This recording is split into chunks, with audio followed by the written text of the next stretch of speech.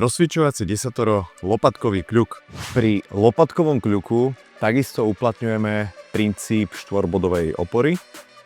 Čiže dáme sa na 4, vytvoríme si oporný obdĺžnik a budeme pracovať len v hornej časti nášho chrbtu, pričom budeme sa snažiť, aby sme nekrčili lakte, pretože nerobíme skutočné kľuky, ale robíme lopatkové kľuky, čiže pracujú lopatky, ktoré sa posúvajú smerom k sebe v tejto pozícii a smerom od seba v tejto pozícii.